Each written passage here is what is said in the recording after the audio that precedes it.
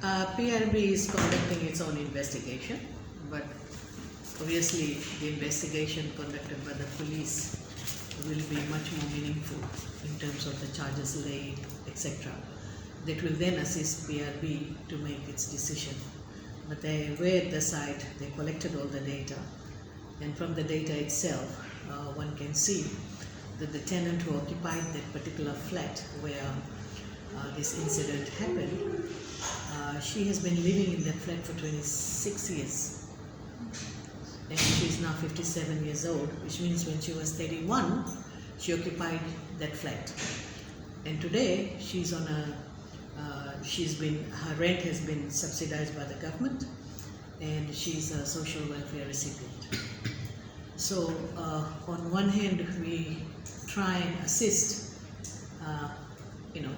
our people who are in desperate situation, but then we also find that they are not acting responsibly.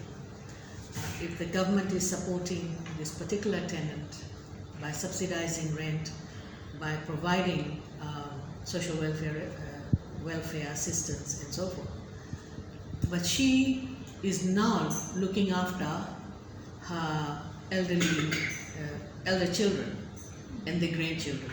Now, where is justice here? She should be looked after by her own children, but you can say that whatever assistance the government is providing, that is now being shared with the family. And this is what happens when a person pays less than $1 a day as rent. So this is the finding that I have received. But what action will be taken? It's dependent on the police report, etc. Because the lady who owned the flat at the time of the incident, she was not in the flat. Put it this way, right to housing is clearly stated in the Constitution. It's there. But should that right of a person to have a housing, should that person then, after having the house, an accommodation, should become a nuisance for the rest of the tenants? That's the question, because the tenants are complaining. And you wouldn't believe it. The tenants are complaining from a number of PRB flats. That's why sometimes last year I did mention that the board will visit each and every estate, PRB estate, to have some discussions with the tenants. They also visited Korepita, and what we want to do is the model used by Korepita is a good model. They've got a very strong tenancy agreement.